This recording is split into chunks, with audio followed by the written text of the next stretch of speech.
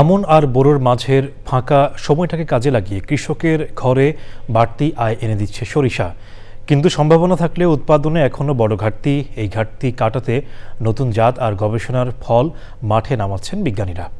তারা বলছেন সরিষার উৎপাদন বাড়াতে প্রয়োজন মাঠ পর্যায়ের বাস্তবমুখী পরিকল্পনা। বিস্তারিত জানাচ্ছেন শাইখ সিরাজ। চলনবিলে বিঘার পর বিঘা জমিতে সরিষার চাষ।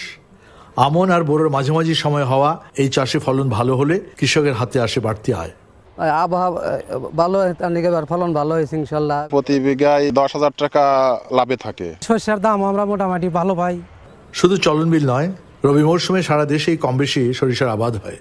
কৃষি সম্প্রসারণ অধিদপ্তরের তথ্য বলছে, গত অর্থ বছরে দেশে প্রায় 12 লাখ হেক্টর জমিতে সরিষা চাষ হয়েছে। এবছর আবাদ আরও বেড়েছে। উৎপাদন বাড়লেও দেশের ভোজ্য তেলের মোট চাহিদার 90 থেকে 95% আসে বিদেশ থেকে। বাংলাদেশ কৃষি গবেষণা ইনস্টিটিউটের তৈলবীজ গবেষণা কেন্দ্রের গবেষকরা বলছেন, সরিষাকে লাভজনক ফসল পরিণত করতে হবে। আমাদের মেইন ফোকাসটা হলো এই ল্যান্ড এরিয়াটাকে বাড়ানোর জন্য। সেই জন্য আমাদের কিছু টেকনোলজি আছে যে আমরা যদি প্যাটার্ন বেসড করতে পারি তাহলে আমাদের সরিষার এরিয়াটা এক্সপানশন করা সম্ভব। প্যাটার্ন বেসড একটু বলবেন বুঝিয়ে। এরকম একটা ভ্যারাইটি ডেভেলপ করা হয়েছে যেটা কোনো বোরো চাষ বা টিএমন চাষের ক্ষতি না করে সরিষাটাকে চাষ করতে পারি। 85 ডেজে অলরেডি আমাদের বেশ কিছু ভ্যারাইটি আছে, বাট আমরা চেষ্টা করতেছি যেন এটিকে আরও শর্ট ডিউরেশন করা যায় কিনা।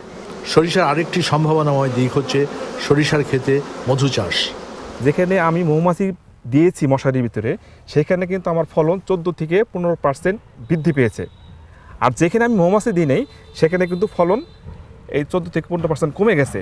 কৃষকদের যে আগে যে ধারণা ছিল যে সরিষা ক্ষেতে যদি মৌমাছি চাষ করা যায় তাহলে তাদের সরিষা নষ্ট হয়ে যায়, আসলে এই ধারণাটা মোটেও সঠিক নয়। কৃষক যদি নীতি সহায়তা আর ভালো বাজার পায় তাহলে সরিষাই হতে পারে বাংলাদেশের ভোজ্য তেলের ভবিষ্যৎ।